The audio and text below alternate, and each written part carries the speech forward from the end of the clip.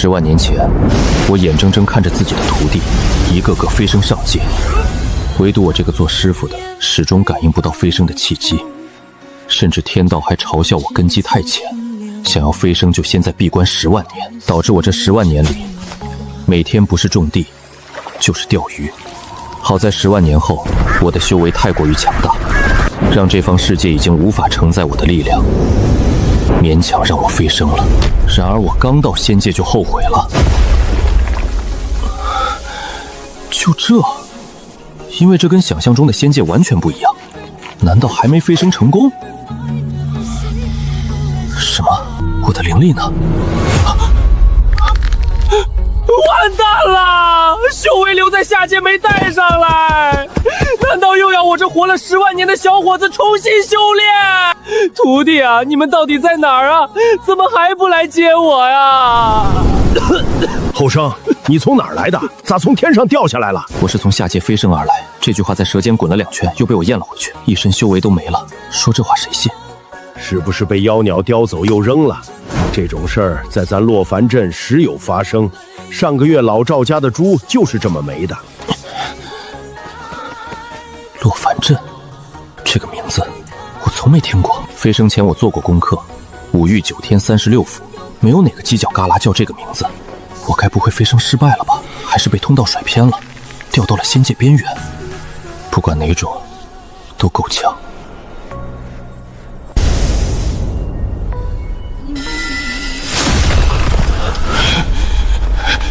神啊！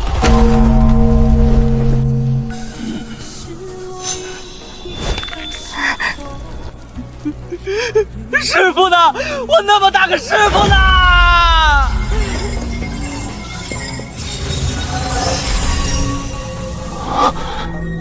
師傅不在聖仙台。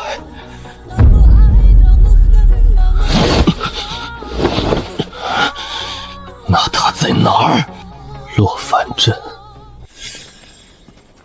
琼楼玉宇，仙霧缭繞，跟想象的差了10萬8千里。后生，你叫啥？林淵。老汉叫王富貴，在洛凡鎮種了大半輩子靈田，咱這地方歸東荒管，算是仙界最邊上了。再往東走3千里就是荒域，那邊連靈氣都沒有。東荒5域之末，整個仙界公認等的貧瘠之地。洛凡鎮在東荒最邊緣，邊緣中的邊緣。找找，看看臉上傷着沒？這張臉，10萬年前剛入刀門時就是這副樣子。修到後來境界越高，面容越沉穩。現在修為歸零，連外貌都退回了原點。10萬年修煉，歸來仍是少年，聽着挺浪漫，代價是一身本事全沒了，蹲在仙界最窮的犄角旮旯洗泥巴。仙界修煉跟下不一樣，到了仙界得從頭來，炼氣築基金丹元嬰化神合體大成。咱鎮上最厲害的周老頭修了800年才金丹，金丹在仙界算啥？出了東荒，人家連正眼都不瞧你。灵力全无，连炼气1层都不如。放在下界好歹是一方之主，放在洛凡鎮还不如王叔那头瘦驴。你知道咱仙界最了不起的几位大人物不？天剑宗蘇青衣蘇宗主，一把劍橫掃5域無敵手，飞升才3萬年就坐上了天剑宗的位子。还有万法学宫的陆无涯陆院长，800歲的老頭了，拄個拐杖，別人都不敢小看。仙界陣法靈門的半壁江山都是他撐起來的。那孩子從小腿腳不好，別人練劍他就蹲在角落畫符。收他當弟子時，整個門派都覺得我在浪費名額。丹道聖母楚瑤大人，他煉的丹藥能起死回生，當年妖界大戰，光他一個人就救了幾萬人的命。還有一個妖皇大皇，別看這名字土，那可是萬妖之主。聽說他原來就是下界一條看門的土狗，跟着主人修煉，機緣到了就飛升化形，萬年間橫掃妖界，連妖族老祖宗都服他。院子裡撿的小黃狗，隨手餵了幾塊靈獸肉。萬妖之主的起點是我家門口的狗窩。你知道最邪門的是啥不？這些大人物，蘇宗主、陸院長、楚瑤大人還有妖皇，據說全是同一個師傅教出來的。那師傅還在下界呢，幾萬年了沒飛升，整個仙界都等着他來。聖仙台年年備着，你說離不離譜？離譜！徒弟們在5域9天翻雲覆雨，師傅連練氣期的小修士都打不過，站起來告訴王叔我就是那個師傅，就這副從泥坑裡爬出來的模樣，他怕不是要拿扁杖抽我？先活下去，找到重新修煉的法子，然後再去找他們。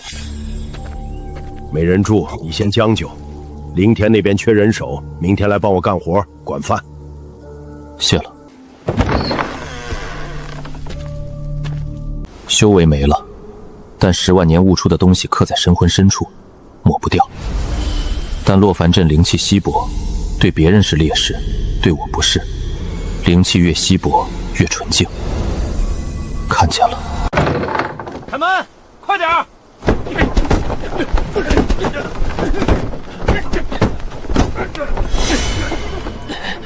趙少爺又來了，這個月的零食剛交過，怎麼又收？就這點破爛，打發叫花子呢？趙少爺，老憨攢了半年了，灵田收成不好，收成不好關我什麼事？你誰啊？哼，哪兒來的野小子？哼，難受，確實難受，但也僅此而已。10萬年裡面面對過天劫、道心魔考，大成期以上的全力鎮壓，主機期的氣壓排不進前1萬名。笑什麼？憑什麼笑？破绽至少7個，挑最省力的那个。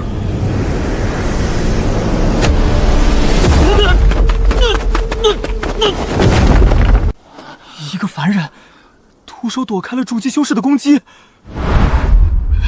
趙賀，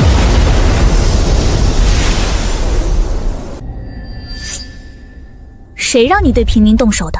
沈師姐，我收靈石就收靈石，動什麼手？想讓門中追究你失德之過？這個人沒有靈力，沒有妖氣，但我的金丹剛才自己轉了一下，這種反應只有在遇到高階存在才會出現。一個凡人。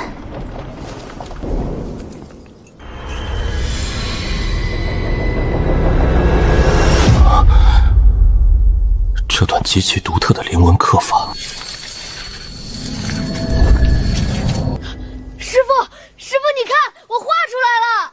不會認錯，陸無涯7歲畫出的第一道靈文，後來改良了上千次，成了他的成名之作。但起筆藏鋒、收筆回彎的習慣從未變過，那是我二弟子刻在骨子裡的筆記。東荒偏遠小門派的弟子，腰間怎麼會掛着陸無涯的靈文玉佩？起筆藏鋒，收筆回溫，第三折偏出半分，再硬拽回來。第三折又偏了，說了多少遍？師尊，我手順了改不過來嘛。300年了還手順，全天下能畫出這種靈文的人只有一個。可陸無涯在仙界，一個東荒末等門派的金丹修士，怎麼會有他的東西？第一，陸無涯的東西流落下界，不可能，他是萬霸學宮院長，東西不會隨便出現在凡間。第二，有人仿造，更不可能，他那個偏半分的毛病，仿造者得跟他相處幾百年才摸得清。第三，這個女人本身就跟陸無涯有關，不管哪一種都得查，要查就得靠近雲霄派，要靠近雲霄派得先有修為。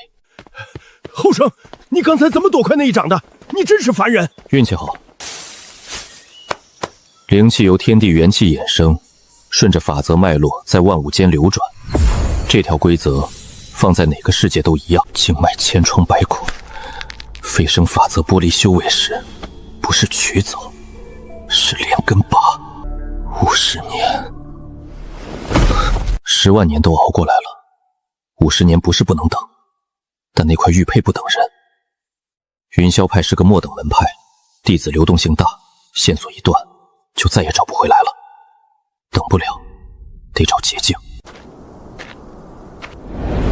沒有靈力，看不到靈氣流向，但法則的變動不需要靈力去感知。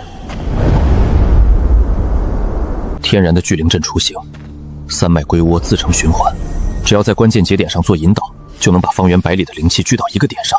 問題是材料，布陣要靈石做節點，靈玉做引導媒介，並可工具做紋路載體，這3樣一樣都沒有。後生啊，靈石在咱這地方比命還金貴，我攢了大半年，攢了20塊，上個月被雲霄派一趟就收走了15塊。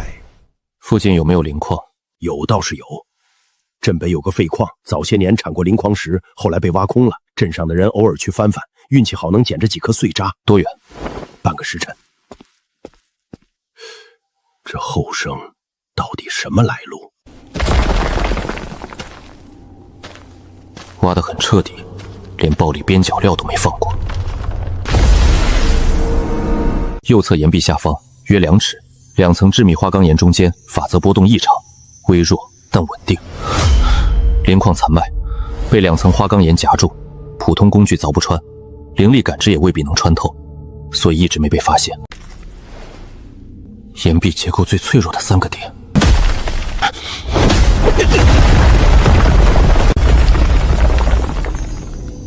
品質不錯，擱在仙界不值一提，但在下界夠一個小木棚吃半年。靈晶純度不夠，石英石的導靈性接近於0，每一個節點的位置都要反復調整才能勉強達標。換成任何一個陣師來看，用這種東西布陣，還不如拿去砌牆。但陣法的本質從來不是材料，不是靈文，是對天地法則的借用和引導。材料只是媒介，決定陣法上限的是布陣者对法则的理解深度。同樣一塊破石頭，普通陣師只能發揮1%的導靈性，我能做到90%。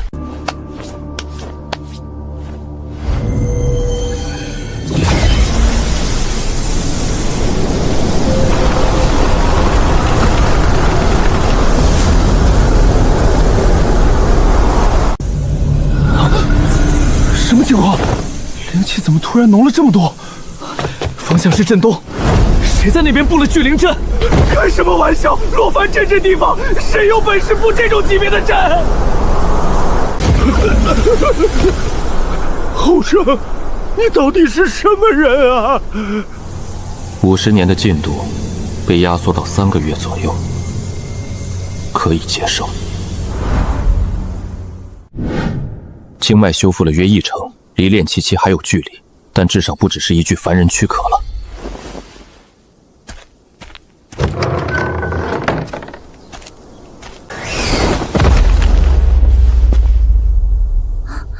步伐斷了節奏，他看懂了陣法的構造，而且認出了什麼。這個陣法是你布的？嗯。你一個凡人，哪來的陣法知識？自學。你跟萬發學宮什麼關係？你那塊玉佩從哪兒來的？我先問他。走不了，陣法的秘密粘在他腦子裡了。各退一步，你先回答我關於陣法的問題，我再告訴你玉佩的來歷。反過來。憑什麼？因為你比我更着急。果然，8年沒人能解讀這塊玉佩上的靈文，他需要我。這是我母親的遺物。他生前說過，這塊玉佩來自一位恩人，年輕時在絕境中被人所救。那位恩人刻了這塊護身符送他，但他始終沒說過那位恩人叫什麼名字。運筆果斷，但收尾處偶爾猶豫。3層劍套的法則引導，核心邏輯沒有問題。外層防護紋路稍顯保守，天賦極高，經驗不足，典型的年輕陣師手法。外層太保守，你有100分的才華，做出80分的東西，剩下20分卡在心態上。我下次改。靈文的偏轉幅度很小，克制時周圍靈氣濃度高於下界。但遠沒到萬八學員所在區域的水平，是在東荒陸無涯飛升仙界之後，最先來的地方竟然是東荒，不是裝飾。按照陸無涯的加密方式來解讀，這是一段信息。你看靈文的方式，你到底是什麼人？一個落難的陣師。你不可能只是陣師。雲霄派的陣法長老看這塊玉佩看了3天，什麼都沒看出來。你翻了個面就摸到了第3層劍套。靈文裡藏了一段加密信息，我能解。但有條件。什麼條件？你告訴我雲霄派的情況，以及東荒這片區域的詳細信息。作為交換，我幫你把靈文裡的秘密讀出來。好，雲霄派創牌祖師原本是萬牌學宮的外門弟子，范門歸被逐出後流落東荒，在此建派，傳到現在已經是第4代掌門。萬牌學宮的外門弟子，外門接觸不到核心傳承，但多少學過一些皮毛。一個被逐出的弟子跑到東荒建宗立派，本身不算稀奇。雲霄派目前什麼狀況？最近1年。宗門出了問題。什麼問題？掌門閉關了大半年，幾位長老行事風格大變。你昨天看到的瘋狂搜刮東荒各鎮的靈石和資源。半年前掌門突然出關，召集核心弟子宣布了一件事，他找到了一處遠古遺跡，遺跡裡可能藏有萬法學宮失事的一部功法殘卷。為了這部殘卷，掌門不惜一切代價籌備開啟遺跡。萬法學宮的功法全部脫胎於陸無言的創造，根基在我幾千年的教導。如果遺跡裡真有殘卷，就可能有更多關於陸無涯在東荒活動的記錄。遺跡在哪兒？具体位置只有掌門和几位核心长老知道，我只是外围弟子，接觸不到。不对，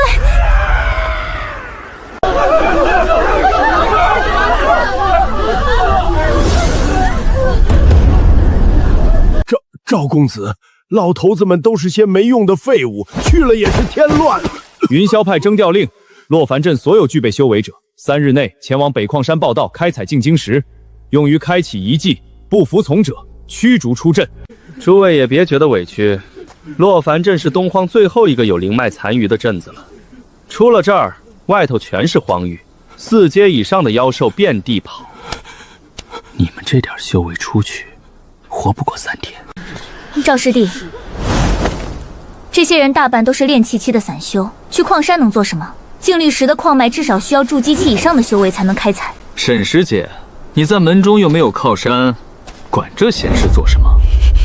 要不是你煉丹天賦還有點用，師傅們早就把你打發了。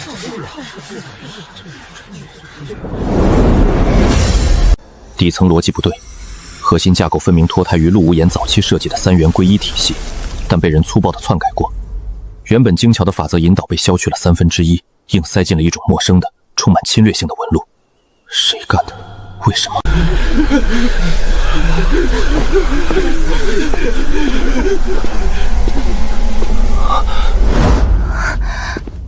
你們需要人手，我去，條件是鎮上其他人不用去。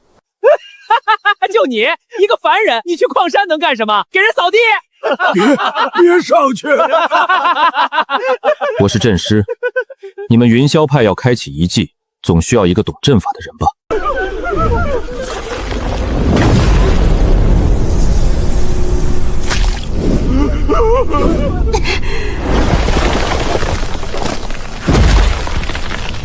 你說你是陣師？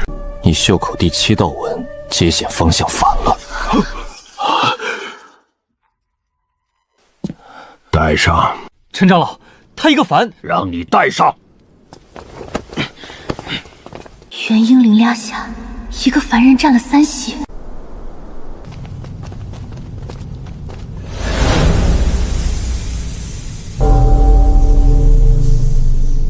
一個凡人也敢稱陣師？你連靈力都沒有，怎麼布陣？來搞笑的？10萬年前，一眼就能看穿整座陣法的底層構築，現在只能靠最原始的方式，觸碰紋路走向，推演節點邏輯，在腦子裡重建完整的陣法畫形。他在摸石頭呢，像失去了所有器械的外科大夫，只剩一雙手。但這雙手的主人親手創造了整個修仙界的陣法體系。這3個位置，第1處、第2處、第3處都是後人篡改過的。原始陣法的邏輯走的不是這條線。你們之所以破不了第3層，是因為前2層被包破解的時候，靈紋結構發生了遷移，第3層的解法跟着變了。不調整前2層，這道封印永遠打不開。胡說！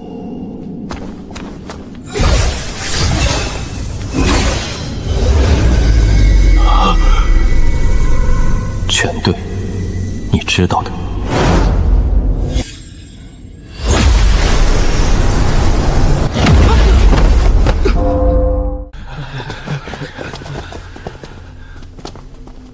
你從哪裡學的陣法？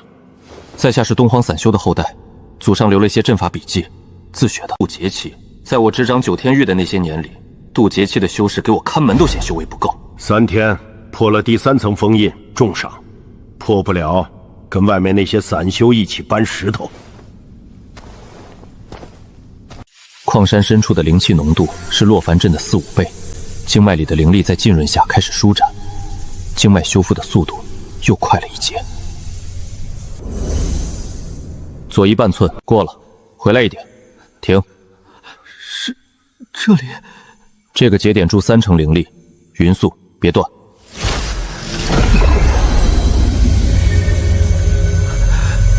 下一組第7節點，靈力減半，慢慢來。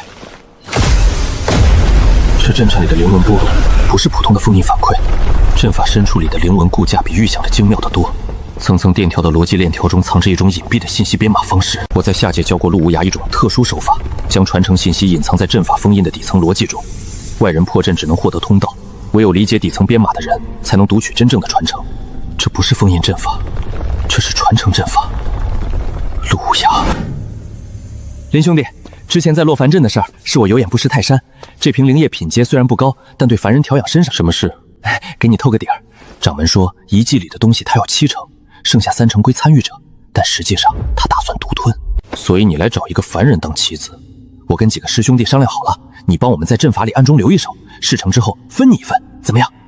可以。等等，那不是修煉留下的痕迹，是被什麼東西侵蝕過的標記。一個筑基期的弟子，身上帶種層級的侵蝕印記，要麼他在修煉邪功，要麼有更高層的存在在他身上動了手腳。這個雲霄派比我判斷的更複雜。陸無涯的陣法簽名，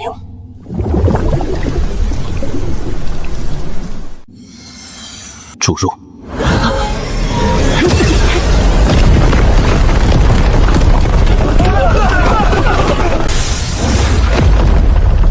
这些灵文的排列方式，笔觸走上，節點間距，不是模仿，不是夜間，是骨子裡刻出來的習慣。陸無央的手筆，而且是巔峰時期的作品。破陣的活幹完了，工具人的利用價值暫時歸零。靈文之間的邏輯鏈條環環相扣，精密到連我這個做師傅的都要多看2眼。這小子長進不小，表面是裝飾紋路，底層暗藏信息編碼。此地為吾早年悟道之所，留一卷心得於此，有緣者得之。無涯。重寫，扔回去不下30次，每次都重寫了，字從來沒改過，不是不想改，是改不了。那種骨子裡的潦草早融進了靈文習慣，幾萬年了，字還是這麼醜。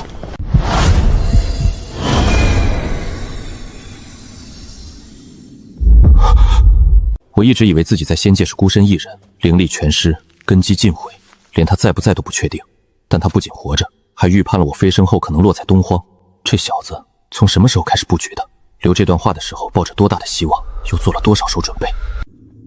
東荒落日城，於一。果然是萬法學宮的核心功法，天雨不取，反受其教。這是我雲霄宗崛起的。正門，陸無涯，此乃无涯早年心得，非萬暗學宮弟子不可取。若非有緣者，請離去。無涯在此謝過。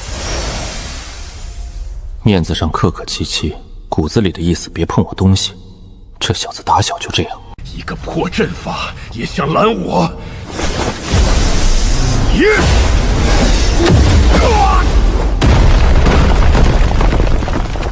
掌門，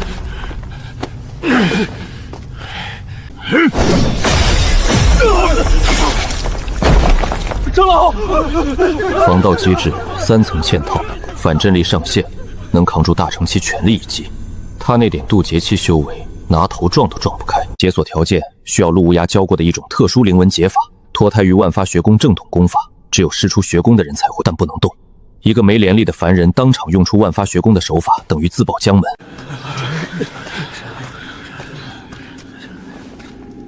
陸無涯留給他的，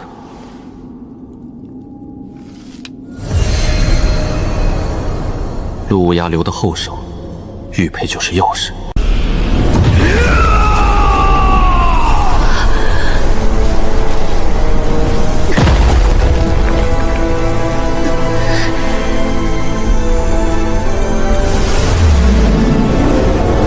这不是陆无烟会的任何一种灵文，这是我教给他所有灵文之前的東西。沒有看及到穿透一個陣法的所有表層防禦，竟然直接上法柳心，源代麥基的操控指令。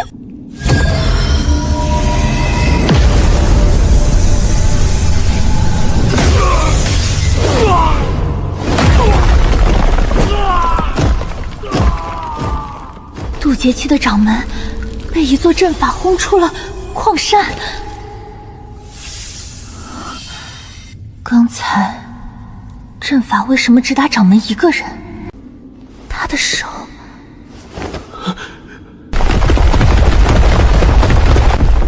护体灵力碎裂的声音是脆的，只破了发，没伤到根基，最多半盏茶，他就会回来。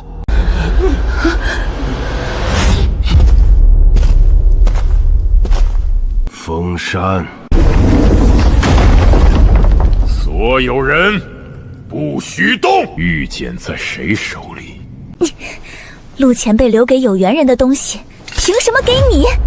沈失职，你在我云霄派的地盘上，用我云霄派的矿山里的阵法，拿走了本应属于我云霄派的遗宝。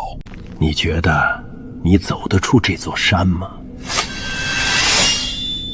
哼，刚才那阵法不是自己暴走的，有人动了手脚。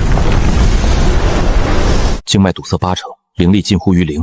对他来说，扫我和扫一塊石頭沒什麼區別。錢長老，礦山的陣法你掌管了半年，給我一個解釋。掌門，弟子需要時間排查。排查？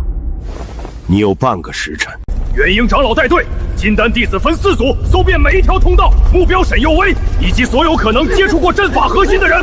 散修全部就地看押，一個都不許走。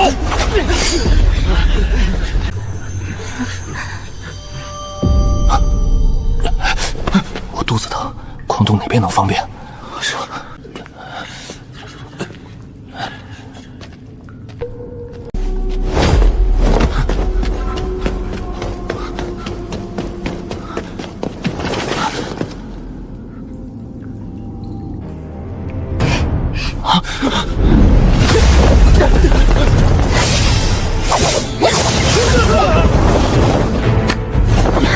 人跑了，往右邊。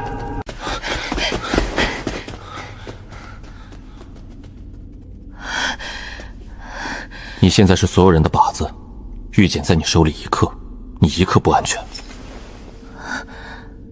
我沒讓你交出去，先把裡面的內容記下來。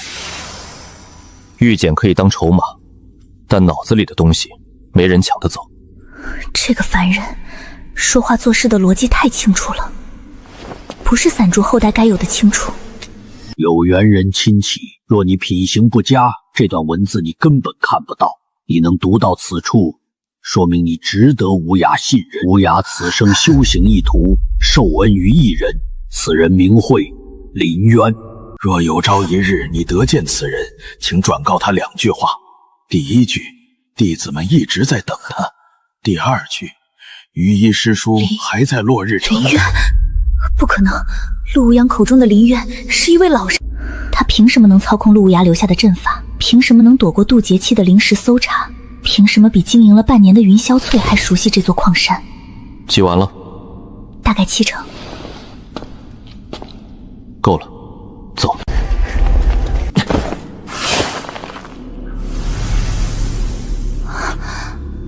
前面應該是南區的支道。怎麼回事？我的靈力！哪邊是牆，哪邊是路啊！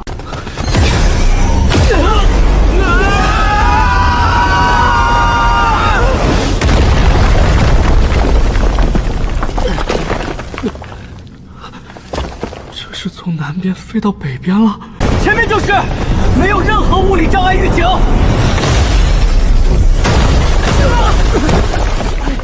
這靈文的編排方式完全不在我學過的任何體系裡，底層邏輯就不是一個維度的東西。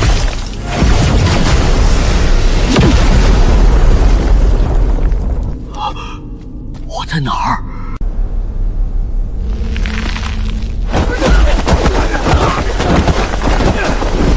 掌門，南區陣法全激活了，根本過不去。一個凡人。他一個凡人怎麼做到的？雲霄派在這裡採了半年礦，他們沒注意過這裡的氣流，縫隙後面有風，有風就有出口。你第1天就發現了？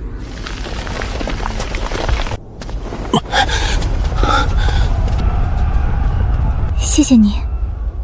接下來你打算去哪兒？落日城。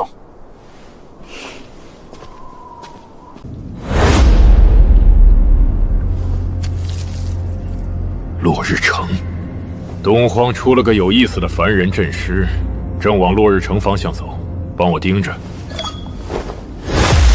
陆院长的功法，你帮我从矿山出来，这东西你看一看，天经地义。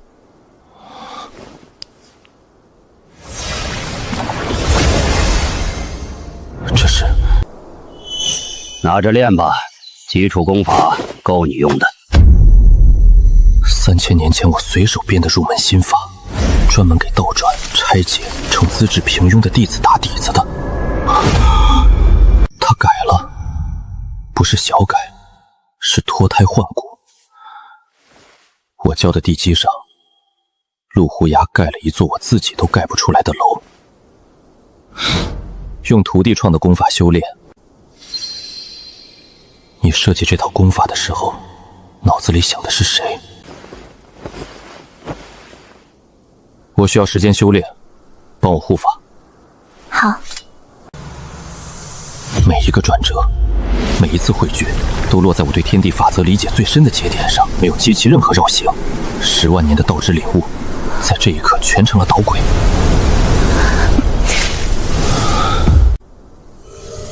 煉氣1層，擱在10萬年前，夠彈死一隻螞蟻；擱在仙界，連最外圍的弟子都不如。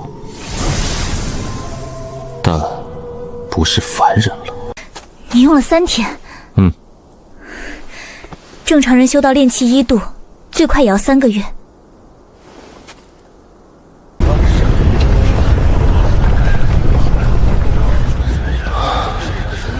終於有點仙界的樣子了。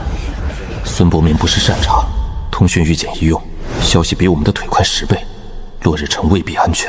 請問你認不認識一個叫於一的人？沒聽過。於一，住在落日城。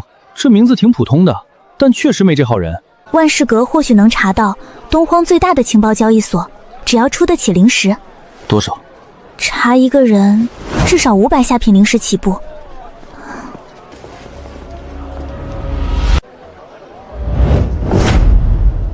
哼，煉氣1層開陣法壇，腦子怕不是壞了。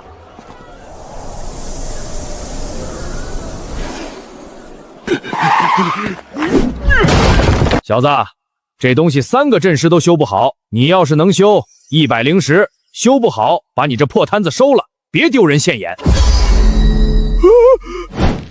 你3息100靈石。你要突然保一把3成，效率提升了多少？4成。這個人從礦山開始就不正常，一個不正常的人做不正常的事，反而合理。深，太深了，靈石探過去，跟往無底洞裡扔石子一樣，聽不見回響。地仙，至少地仙級別。落日城主才渡劫後期，這個人比城主至少高2個大境界。這種人待在東荒，你在找於一？是，於一是我的救命，已經很多年沒用了。是陸院長讓你來找我的，還是你是被他在遺跡裡的流言引來的？跟我走，這裡馬上不安全了。比我預料的更快，安紅靈文的人找上來了。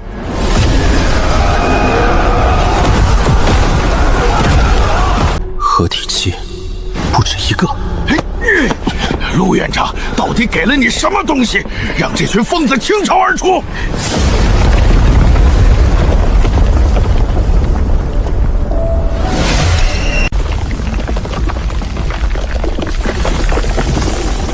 跳！別出聲，跟緊。他們在砸仿式的地基，沒用的。這條通道跟落日城地脈完全錯開，從上面探測不到。萬法學宮早期的封禁手法是於一刻的，但銜接節點有3處冗餘，不是水平問題，是時間太久，陣紋自然衰退了。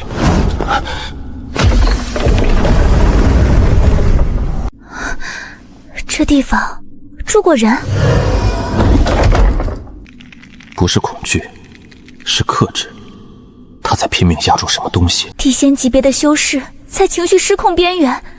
你到底是誰？之前你拿着万法学宫的令牌，是陆院长让你来的？他是陆无涯的师傅。从矿山那个遗迹开始，我就在猜，陆无涯留的传承指引，你走到哪一步都不用犹豫，不是因为他天赋高，是因为那些东西本来就是他教的。再加上他到处找一个叫于一的人，现在于一出现了，管陆胡杨叫陆院长。他要是陆胡杨的師傅，所有事就全說得通了。師祖，于一，萬學宮第一代弟子，學宮序號003。院長囑咐了7萬年的事，我差一點就沒能做到。7萬年，對我來說只是一場漫長的沉睡，但對無涯來說是7萬年。起來說，院長飛升後做的第一件事，不是建學宮，不是收弟子，他做的第一件事是推算您飛升後可能的落點。他說您被天道強制閉關的情況太特殊，飛升時大概率會脫離升仙台的引導軌道，落入偏遠地線。他算了72種可能性，東荒排在第3，不是概率最高的，但最危險，靈氣稀薄。如果您以低修為落在這裡，沒有接應，所以他在東荒各地埋下了遺跡，礦山、坊室，也許還有更多我沒發現的地方。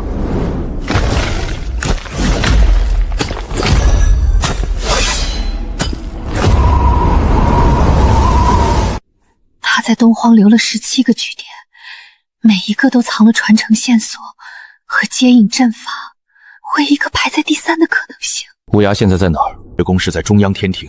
院長7萬年來把它經營成了仙界學術的最高地牢，但3年前出事了。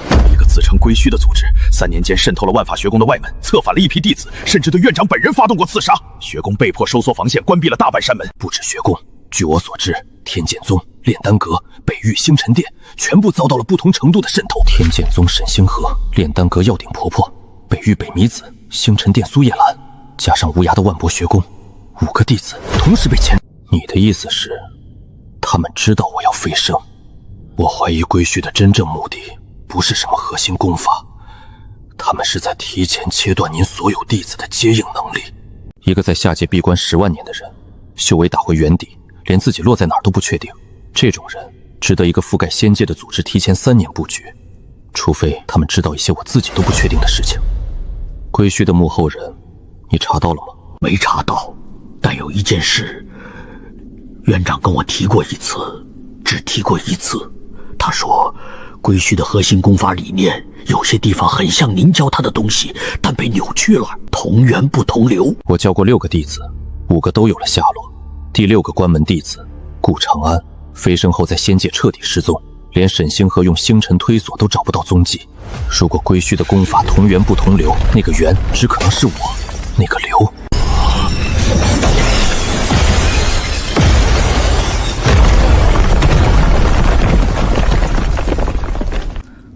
於一，陸無涯的老弟子。歸虛讓我帶你回去，你身上有萬霸學宮的核心傳承印記，我們需要。就憑你？你以為就我一個人來的？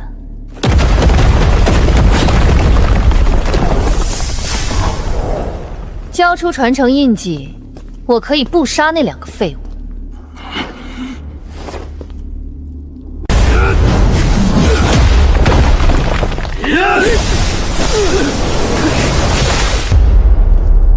4對1還能這麼配合，站位嚴密，進退有序，不是臨時拼湊的。靈紋在吸收衝擊，越打他們恢復越快。不是地療水，從裂縫走向判斷，水源在頭頂30丈左右，暗河。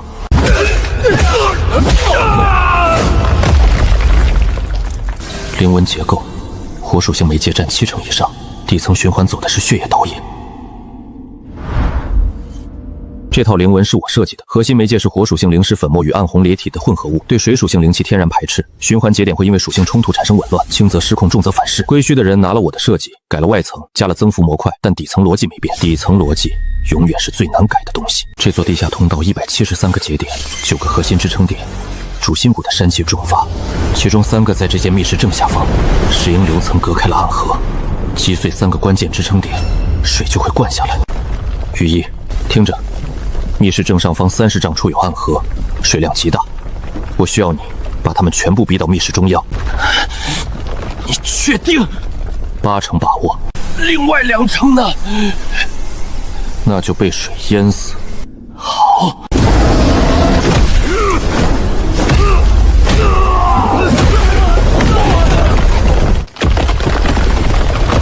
头顶偏左3尺的位置，你看到那条裂缝没有？看到了。7成力，打那个点。再上2尺，偏右1寸，全力。最後一個，正上方，你頭頂2丈處，5成力就夠，別打過了。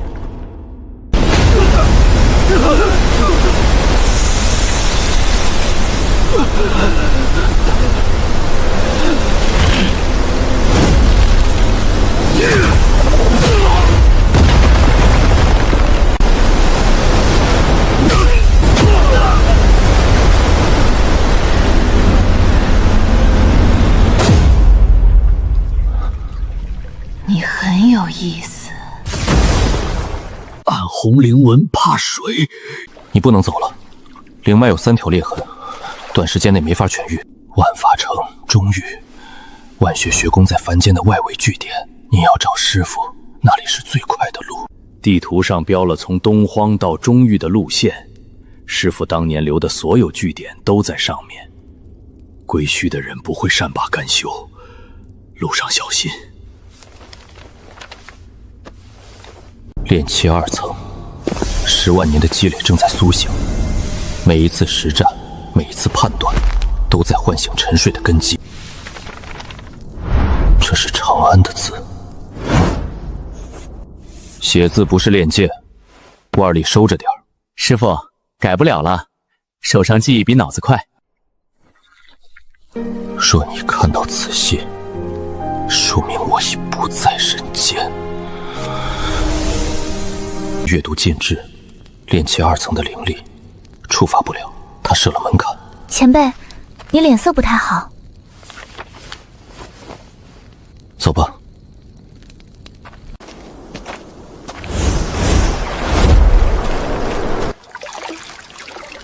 他身上的灵压变了，炼气3層，昨天還是2層，4層，炼氣4層，思天升了2級，你怎麼做到的？修煉靠的不只是靈氣積累，更重要的是對道的理解。底層邏輯通了，靈氣運轉效率會成倍提升。底層邏輯？我看過一些書。看書能看到煉氣4層？那我這20年修煉是在幹什麼？看戲。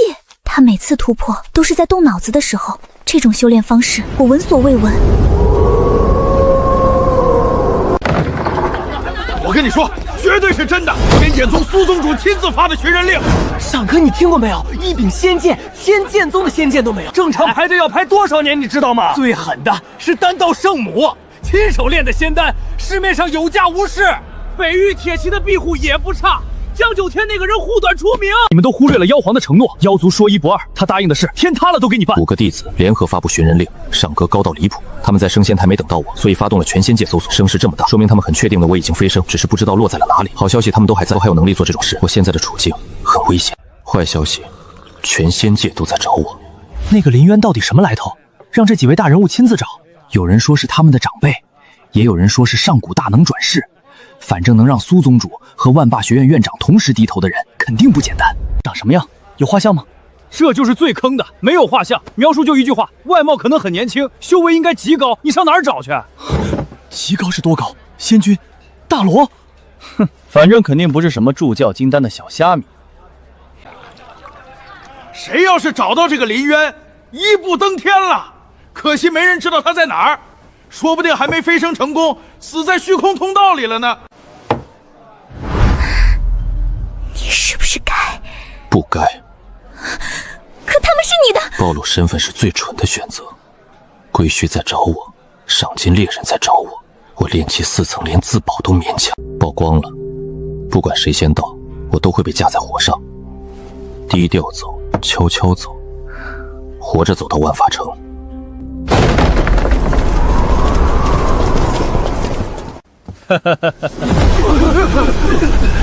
各位道友打擾了，在下秦远巡仙使的領隊，我們是專門幫各方勢力搜集靈淵線索的使賞隊。最近聽說東荒出了件有意思的事兒，一個凡人陣師破了幾個不得了的局，想跟各位打聽打聽。職業化的尋人團隊，上鈎太高，必然催生這種組織。但他們追蹤到這裡，說明我在東荒留下的痕跡比預想的更明顯。最近見過陌生的陣法師嗎？獨行修士，修為如何？練气期。不是，下一位。修为太低也有好處，没人會把練氣4層的小修士跟讓5位仙界大佬發尋人令的人聯繫在一起。認知偏差是最好的偽裝。秦隊，這個人我認識，雲霄派外門的沈佑飛。沈佑飛，雲霄派東荒凡人陣師的同伴。沈姑娘，你身邊那位陣師朋友呢？各位，在下是一名陣法師，剛才進門時無意間注意到這家客棧的防護陣底層第3環的靈氣循環出了問題，火屬性靈氣和水屬性靈氣的交匯節點失衡。按照目前的衰減速度，大約2刻鐘內會引發靈氣反噬，波及方圓100丈。建議所有人立刻撤離。快走，別急！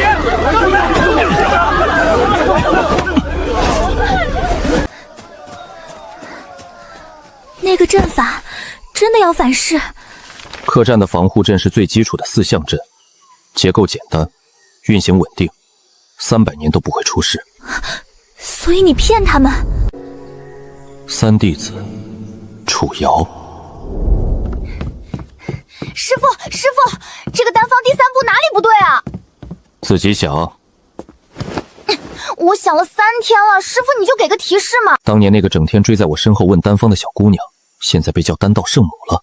陣文的結構是顧長安的筆記，但陣法的底層邏輯是楚瑤的手法。2個弟子的痕跡疊在了同一個點位上。走。築基以下的修士沒有神識掃描能力，不發出聲響，溪谷的地形足以遮蔽行蹤。那上面，你確定那地方連猴子都不一定爬得上去？如果不是地圖標注了精確位置，看100遍也只會當作普通的岩石裂隙。陣法還在運轉，但靈力已經衰減到極限，再過幾十年就要自行消散。每一道靈文的走向，每一個節點的排列方式，全是我教出來的體系，卻不我上層來是借。有人精心保養過這些東西，保養了很長時間。楚瑤的字，當年剛入門的時候，他寫字跟畫符一樣歪歪扭扭，被我罰抄了300遍靈藥總綱，才練出這手字。收筆的倔勁兒，說過好幾次都改不掉。6萬年前，飛升仙界第1日，這裡的靈草種類比下界豐富100倍，我要盡快掌握仙界丹道。等師父飛升時，為他煉製一爐最好的仙丹。仙界丹方與下界差異極大，今日煉廢了17爐，沒關係。當年學9轉凝靈丹的時候，廢了43爐，師父也沒罵我。東荒的藥王谷收了我做客卿，他們的鎮谷丹方有3處可以優化，我沒說，先學完他們的東西再提。師父教過的，先吃飽飯再掀桌子。先吃飽飯再掀桌子。哼，師父你總說這種話。這丫頭記了6萬年，今日又精進了一些，希望師父來時不會嫌棄我練的丹太差。又研製出一種新丹方，加上之前的，已經能應對師父飛升後大部分可能遇到的情況了。還不夠，繼續。今天有人叫我丹道聖母，好難聽的稱號。但弟子如今在仙界也算是有頭有臉的人了吧？師父來了，應該會高興。師父，弟子要去更大的世界了。這間洞府弟子會保留，留下陣法和丹方。萬一您先來了東荒，這些丹方對您會有用。弟子在中域等您，楚瑤叩首。這批丹方有一個共同的設計前提，全想到了。此丹专为根骨极佳但灵力受损者设计，师傅若用，效果应当最好。6万年，你到底在丹道上走了多远？问题是，我现在炼气期的灵力根本操控不了炼丹火候，最低门槛也要筑基期。我来，我是金丹期，这个丹方的炼制思路我从来没见过，灵力注入节奏完全是反常规的。第3步的灵力反灌不是反常规，是高阶丹道的標準操作，下界丹師接觸不到這個層面。你指導我操作能不能成？材料呢？之前在鎮上採買的，3位對得上，剩下2位品質差了點，膠性能用。夠煉3爐，先預熱爐壁，靈力輸出控制在3成。投藥，反灌，現在！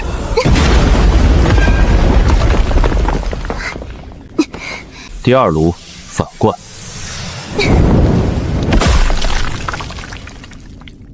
量偏高了。第3步結束後等一息再注入，量減2成。我控制靈力的精度沒那麼高。你可以反灌。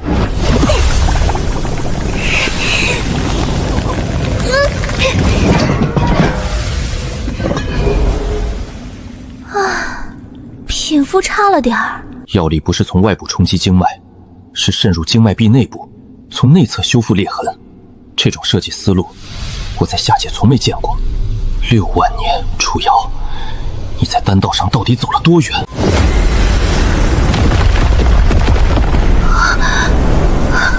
法則的轉化不需要感悟和積累，理解早在那裡了，缺的只是載體。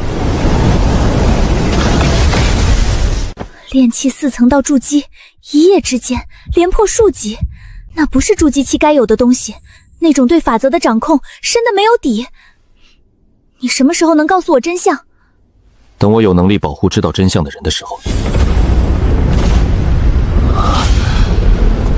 那個方向是萬法城。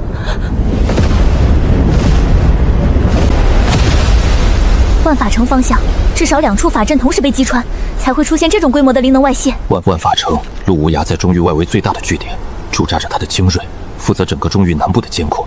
歸墟的手已經伸到那裡了。你要趕過去？先趕路。你築基1層，10萬年的修行記憶不會因為肉身重返低境而消失，手法還在，缺的只是面板數字。走，終於出大事了。我師兄在萬法城附近做生意，昨夜傳訊說看見好幾百道遁光同時升空，歸墟的人。誰知道消息封鎖了，傳運符過了邊界就被干擾，什麼都收不到，情報太碎，拼不出完整的畫面。但有一點可以肯定，終於出事了，規模不小。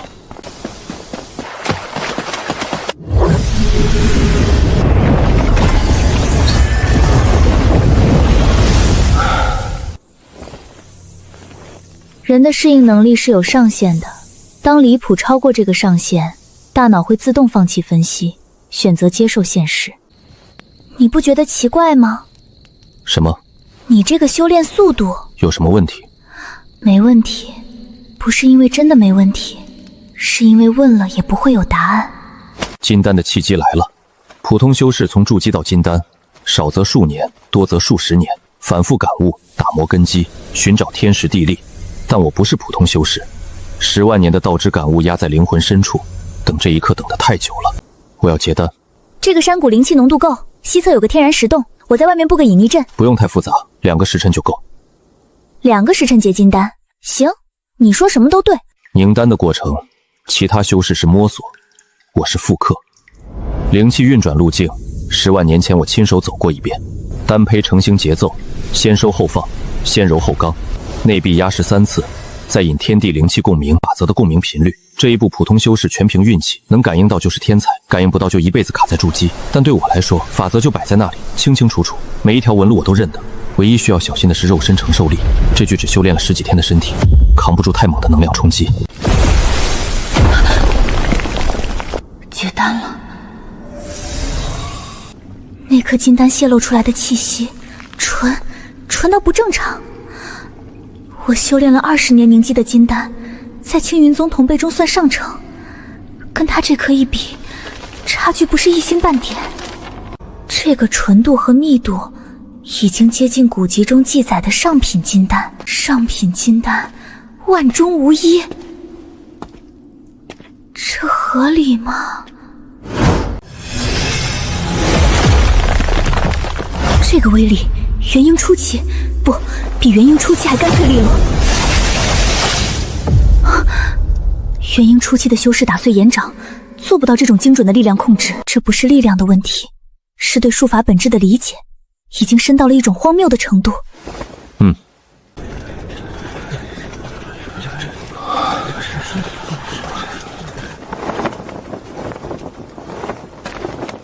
江寺弟子江北辰，北域之主。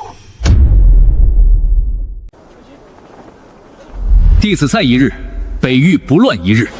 10万年了，他不仅守住了北域，势力还扩张到了中域边境。不过他的人为什么会出现在东荒入口？封路了，江北辰的铁骑把所有通道都堵了，只许进不许出，入境还要盘查。说是归墟的人在东荒搜什么目标？什么目标啊？谁知道？上面的事情咱们哪敢打听？江北辰封路是为了保护我，归墟搜索的目标10有8九就是我转世尘主的消息不知道怎么泄露的。他的第一反应就是封路，最简单粗暴的方式，切断一切通道。这作风一点没变，但问题是四弟子为了保护我封了路，结果把我本人挡在了外面。排队吧。没别的选择，金丹期硬闯这一票人等于送死。金丹期，你这个金丹灵力纯度太高了。正常修炼到金丹不就是这样吗？我见过几千个金丹修士，你这颗丹的品质比大部分元婴修士的残丹都纯。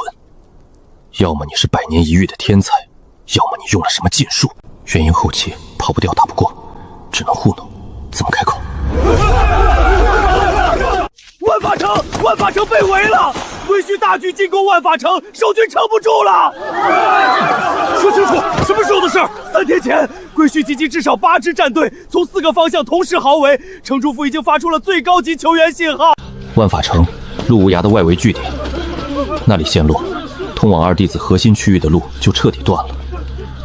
以金丹期的遁速翻越这片山脉，大概1天，前提是不被巡逻的铁骑发现。我们不走宽卡了。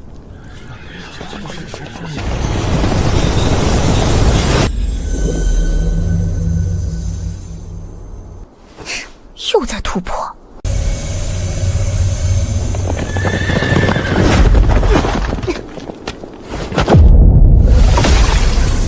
从金丹初期到后期，正常修士至少30-50年，他用了1个晚上。走。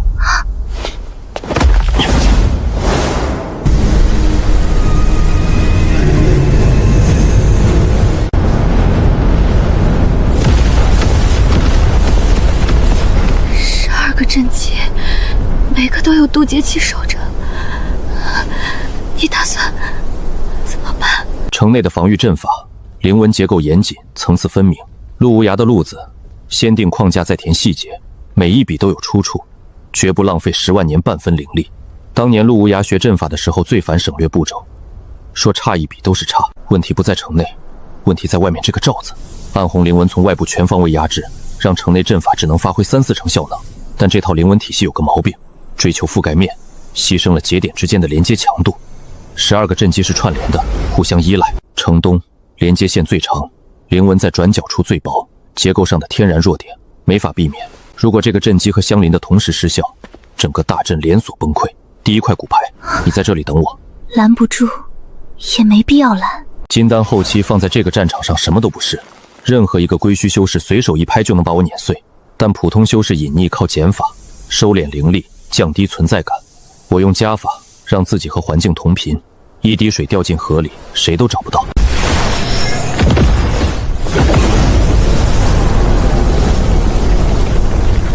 共振干擾紋原理不複雜，產生一個與暗紅靈紋頻率相克的震盪波，精準打斷城東陣基與南北兩側的連接，用一個音叉的震動碎一隻杯子，頻率對了，不需要多大的力。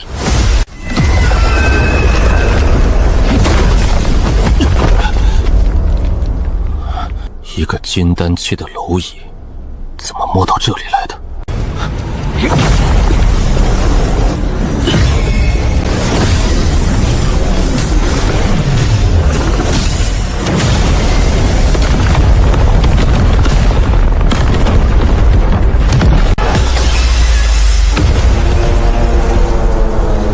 万法学宫最底层的功法编码，陆无涯教弟子时用的通用暗号，外人截获了也看不懂，因为这套编码的源头只有一个人。这个编碼只有陸院長的至親之人才會用，源頭是那個人的手法，不可能，不可能！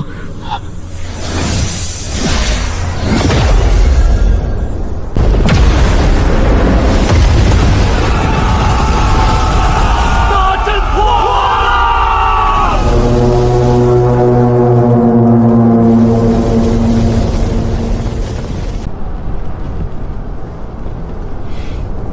有意思，他來了。誰？告訴上面，那個人提前到了。你用的暗號，只有陸院長的至親之人才會。你到底是誰？我是他師父。您說，陸院長的師父那是？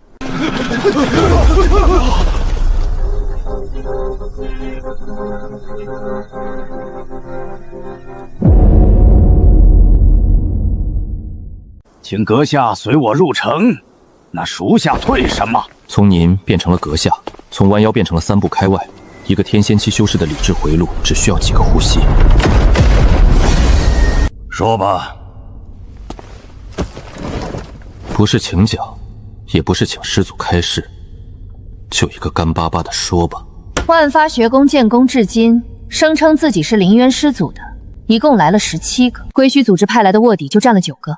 最近一次在30年前，那人修為高達合體期，連陸院長親筆寫的3道考題都答對了，差點騙過總部。你只有金丹後期，金丹期就敢冒充10萬年大能，是嫌命長了。他沒說出口，但意思到了。九天玄元宮第7層核心運轉方式，請指出其中關隘。你這個圖是錯的。第3層之後，經脈走向應該先升後降，以柔克剛。你畫的是同步並行，這裡還有這裡。無涯當年跟我學的時候，在第3層卡了整整3年，就因為總想走並行路線省事，我糾正了他7次，他才改過來。那道錯誤是故意設的陷阱，背標準答案的冒太貨只會說沒問題。你們現在又傳歪了。他說的版本法理上完全自洽，比我們現行的更精妙。繼續，第2題。2層陷阱，第1層是明面上的錯誤，引人糾正，糾正之後的版本，這裡還藏了一個。最後一道，這是陸正院長親手留下的驗證印。陸院長說過，這道靈文只會對一個人產生響應，如果你是那個人，它會亮。數萬年，無涯在刻這道印的時候，是信師父一定會來，還是留一個永遠不會得到回應的念想？師父，您終於來了，弟子不孝，等您等了好久。恭迎師祖！陸院長交代過，不管師祖何時到來，以何種面目出現，只要驗證印響應，就是真的。我們等這一天，等了太久了。等了好久，到底有多久？我轉世重修的這些年，無涯在學宮裡撐了多少年？起來！消息封死，我現在的修為經濟，歸虛如果知道這件事，你們我也會死。今天密室裡發生的一切，不出這道門。諾。小心。這些東西夠武裝一個中型門派，現在全砸在我一個人身上。10萬年積累的法則感悟從未消失，一直在靈魂深處沉睡。現在只差一把火。金丹中期，同時掌握9種法則，理論體系裡屬於不可能，但10萬年夠做很多不可能的事。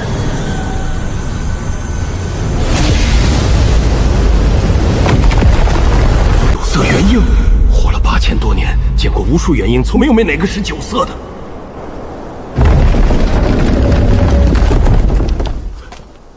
师祖，壞消息，秘密渠道聯絡學宮總部失敗，通訊斷了3天。歸墟不止在打萬法城，總部那邊陸院長可能已經被圍困了。金靈鳥，誰家的？4弟子江北辰，墨迹是新的，但那暗紅色是血。师祖，信上寫了。金灵鳥能回傳嗎？能，寫好塞進去，它自己飛回。北辰做事從來留後手，表面那行字是給可能截獲的人看的，真正的情報在夾層。北域鐵騎3萬精銳，星夜趕來，5日可達萬法城。吾派人追查，疑似，不敢妄言。果然，當時關卡那人多看了我2眼，就覺得不對。北辰的情報網遍布各地，關卡上有任何異常，隔天就能送到他面前。只有一個，不敢妄言。天底下能讓江北辰不敢妄言的猜測，萬古禁地，绝死之域。近半年，多名歸墟成員被目擊從歸墟淵方向出現，組織內部稱其首領為先生。先生當年在下界收徒，6個弟子就是這麼叫我的，不叫師父，不叫老師，叫先生。大弟子叛了，關門弟子顧長安下落不明，歸墟淵的先生，這3條線如果連在一起，沒有證據的推測只會擾亂判斷。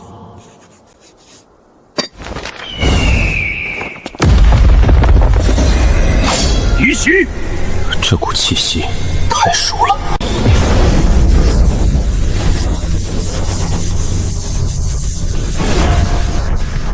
不可能，城防大陣沒有自動放油的功能，除非底層權限裡預設了凌駕一切的識別碼。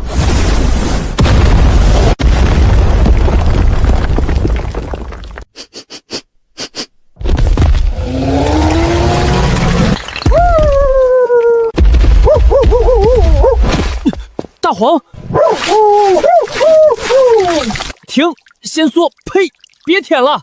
主人，大黄想死你了！縮小，先縮小！你壓死我了！主人，你終於來了！聖仙台上沒接到你，大黃急壞了，到處找。五弟子沈雲和說你可能在東荒，大黃跑遍了3個荒州都沒找着。鬆手！不鬆！大黃，好吧。師兄，妖皇剛才是不是叫那個金丹修寺主人？你聽錯了，那你當沒聽到。沒有，他確實叫了。仙界妖皇在師祖面前跟不對，他本來就是條狗。師祖，這位是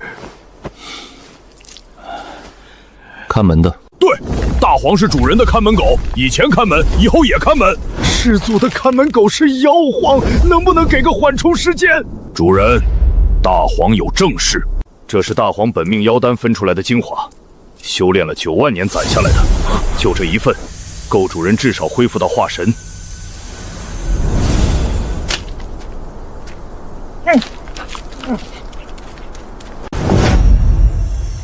收回去。主人，我說收回去。可是主人現在才金丹，元嬰了。啊，那也不夠。主人以前可是……夠了，你跑遍3個荒域找我，帶來的消息比這顆丹值錢。說正事，蘇青衣的情況你知道多少？二師兄在率天劍宗精銳趕往學宮總部，三師姐楚瑤在方調配丹藥，五弟子沈星榮在星辰殿推演歸墟動向，但二師兄在半路被劫了，困在天淵谷。劫他的人是誰？大師兄。主人身上的氣息變了，不是憤怒，不是悲傷，是殺意。叛了的大師兄截住了二師兄，而他說要親自去。主人現在元嬰期，去天淵谷就是送死，能不能先把修為提上去？你說的对，主人竟然聽話了。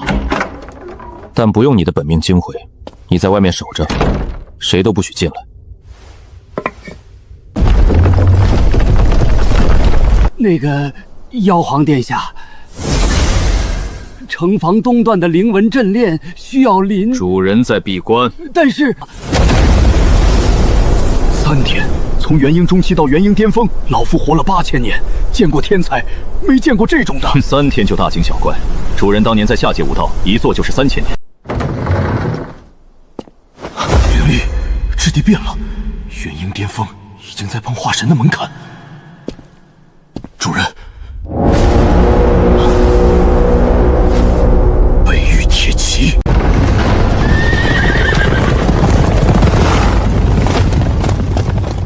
妖皇殿下，江帥讓我轉達，鐵騎主力明日到達。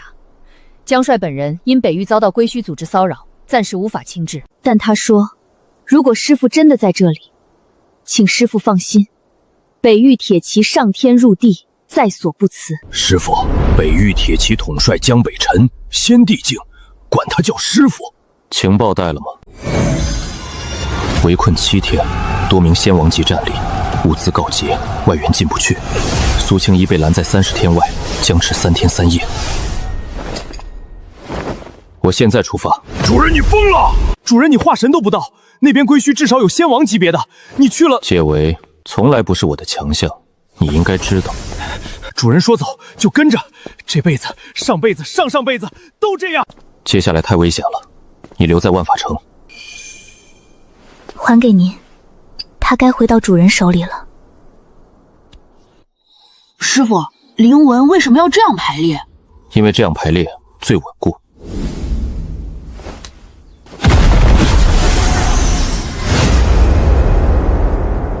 主人好歹把化刃突破了再上戰場。不是靈力不夠，是身體撐不住。凡人之軀，1個月拔到這個高度，經脈已經接近極限。暗紅靈紋大陣跟萬法城那個同源，規模更大，層次更複雜，但底層邏輯一樣。底層邏輯一樣，就能再拆一次。不是從外面打破的，從裡面有內鬼。乌鸦。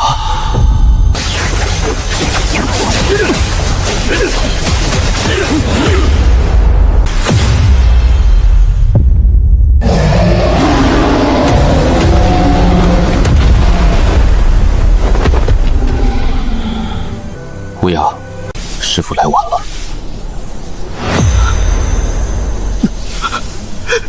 是。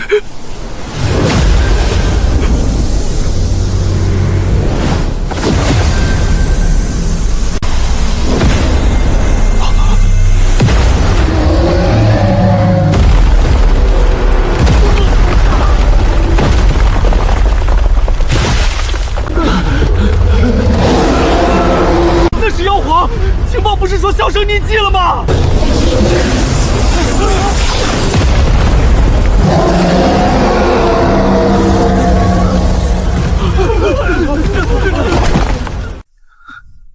先把这个吃了。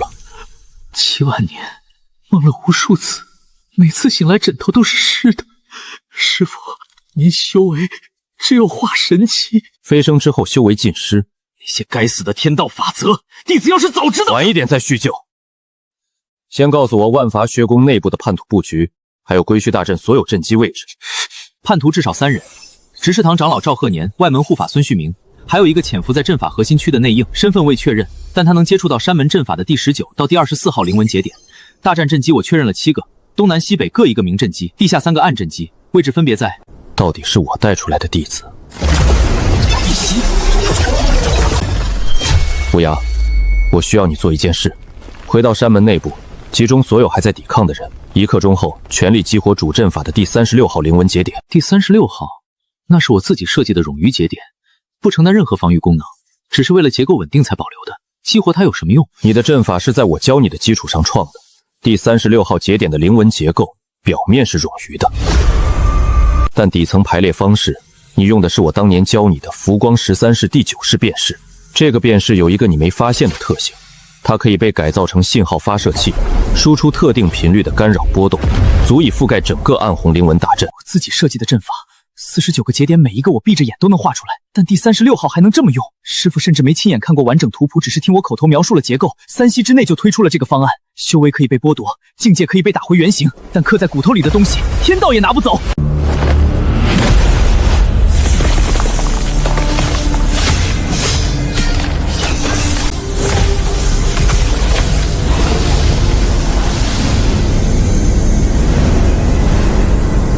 在滿目瘡痍的焦土上，用碎片拼陣法。這不是陣法啊，這是藝術品。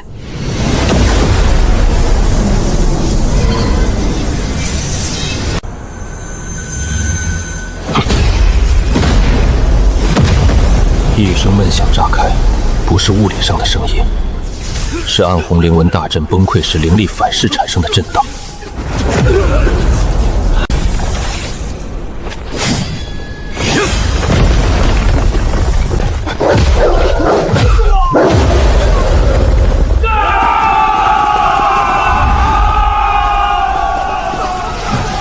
不是烏合之众，是受過嚴格訓練的軍隊在執行預設好的撤退方案。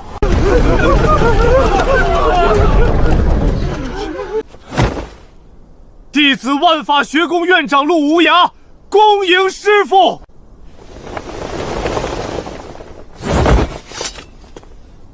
師父，退得太乾淨了，連一個落單的都沒留下，不是臨時起意，是預設好的方案。打得過就打，打不過按既定路線全身而退。烏鴉，歸墟的幕後之人，你們有沒有查到任何蛛絲馬跡？師父，我們查到了一個很早期的線索。說，歸墟院最初的建立者留下了一句話，那句話是：先生负我，我便為先生建一個更好的世界。10萬年前，只有一個人這樣叫我。先生，不叫師父，不叫師尊，叫先生。那個總是笑着的少年，先生负我。先生，這一頁我看了7遍，還是沒懂。先生，大師兄說你明天要閉關，那我後天的問題找誰問？先生，先說說你們的事，從飛升那天講。大師兄飛升最早落在北域邊荒，從散修起步，3萬年打下北域鐵騎的基業。我被萬部學宮收留，一步步做到院長。大師兄獨來獨往，一柄劍殺出了萬古劍尊的名號。師父，我們飛升後最初幾百年一直在找您，按正常規律，您的修為應該比我們更早觸及飛升門檻，我们等了很久。後來意識到您可能遇到了變故，我們聯合尋找過，沈師弟甚至耗了2000年壽命去推演，沒有任何結果。師父，您呢？這10萬年沒什麼好說的，天道鎖了我的飛升路，修為被壓在原地，下界靈氣越來越薄，妖獸都快絕種了。10萬年，一句話，翻過去了。最難的時候，靈氣枯到連草都長不出來，整座山死了一樣安靜。主人坐在院子裡那把破藤椅上，一坐就是幾10年，誰也不見，一個字也不說。但這些事我不會講，講出來師父會不高興。顧長安到底發生了什麼？從頭說。他是師父收的最後一個弟子，天賦在我們6個裡排第1，悟性也是最強的。一篇功法別人讀10遍，他讀2遍就能找到核心脈絡。但他來得晚，拜師的時候，大師兄已經在準備升，師父在衝擊渡劫期，沒有太多時間親自帶他。6冊手抄本，每一篇都批注的詳盡，我把畢生所學掰碎了揉進去，我以為夠了。他有一個心結，覺得自己來得太晚，師父沒有真正教過他。他對師父的執念極深，越崇拜越痛苦。飛升後最初幾百年，長安還算正常，跟我們有來往，但他修煉的路子越來越偏。他的基礎功法是自學師父筆記的，理解有偏差，法則運用走了激進的路線。我找他談過，他怎麼說？他說：“二師兄，你用的是師父手把手教我的東西，我用的是自己從筆記裡悟出來的，這不一樣。”他還說：“我不想靠師兄的幫助，我要自己走出來。”1000年後他失蹤了，這是他留給我的。二師兄，我要去找一條新路，那條路可能跟師父教我們的不一樣，甚至可能背道而馳，但我必須走，不是因為我恨師父，恰恰相反，我太想成為讓師父驕傲的弟子了。走你們的老路，我永遠只能排在最後。我要走一條全新的路，等師父來仙界的那一天，我要站在比所有人都高的地方迎接他。我們找了他的很久，沈師弟耗盡推演之術，窮盡一切手段，都算不到他的方位。直到3年前歸墟組織浮出水面，他們流出的功法殘篇裡，那套體系脫胎於師父的教導，但被扭曲了，變成一種極端追求力量的方式，以犧牲法則完整性換取短期爆發力。暗紅靈紋就是這種扭曲功法的產物。長安走的那條路，還有回頭的可能嗎？沈星河，暗紅靈紋長期使用會改變修士根基，侵蝕心性，超過一定年限不可逆。但長安入邪道不過1萬年，以他的天賦根骨，應該還有救。條件是需要有人用最純的法則之力去矯正他的根基。這個人對法則的理解必須遠超長安本身。這件事從一開始就是我的錯，是我没有好好教他，是我让他觉得自己被丢在了后面，我去把他拉回来。赤衣留守学宫，坐镇防御，乌鸦随行。北辰的铁骑封锁归墟組织外围退路，楚瑶备丹药，沈星空推演归墟渊内部結構。遵命。不用问，主人去哪儿我去哪儿。10万年都过来了，出发之前给我3天闭关。渡劫期3天，从化神化入渡劫。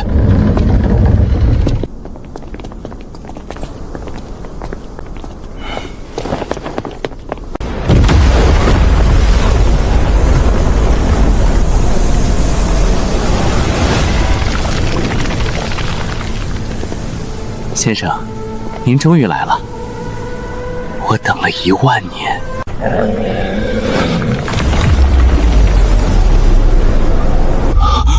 这是下界，10万年前师傅的那个小院，一模一样。篱笆墙上缺的那根竹条，槐树枝杈的角度分毫不差。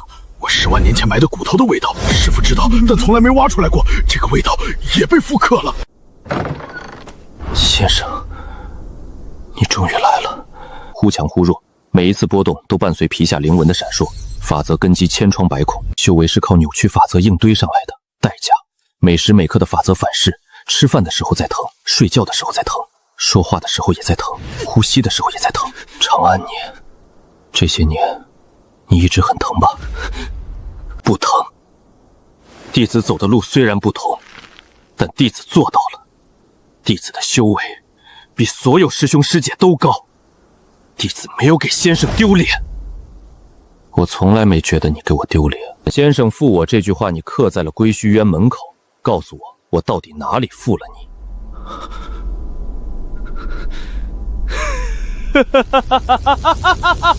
您問我？您教大師兄劍道，親手為他鍛造了第1把劍，在爐前戰了7天7夜，氣血耗盡，出關的時候臉白的嚇人。但您笑着把那把劍遞給他，您教2師兄學問，跟他徹夜長談，辯論法理，辯到天亮。他跟您吵得面紅耳赤，您不但不生氣，還說好，這一局算你贏。您教3師姐丹道，牽着他的手去認靈草，一株一株教他聞，教他辨，蹲在泥地上陪他蹲了1整個下午。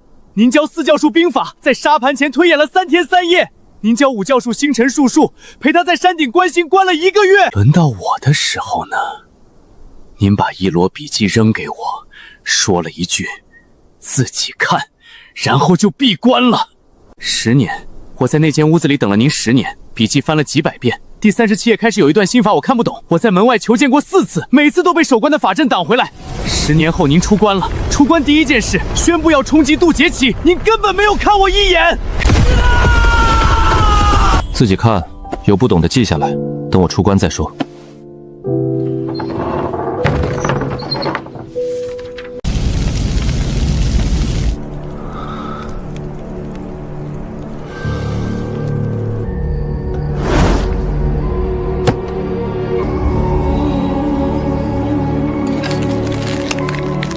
他什麼都學得快，扔一本書給他就夠了。不夠的，一個12歲入門的少年，需要的不是6冊手抄本，他需要師傅在他身邊，哪怕只是坐在旁邊，什麼都不說。你說的對，是我的錯。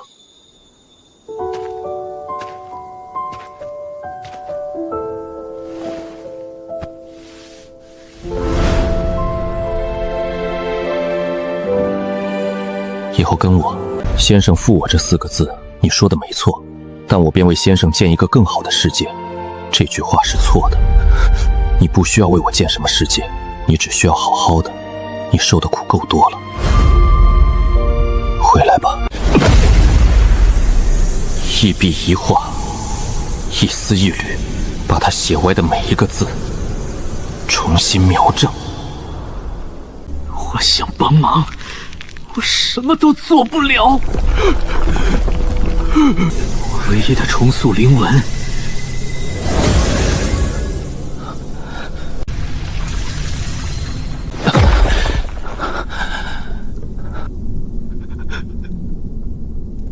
是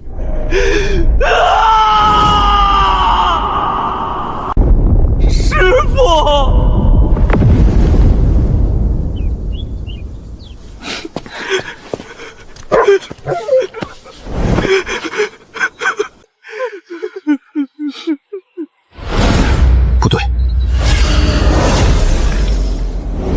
天庭的方向，和沈银河的推演吻合了。长安确实被某种外力推着一步步走到了这里。那个方向有什么东西在沉睡，或者在等待。师父，把长安扶起来，回去了。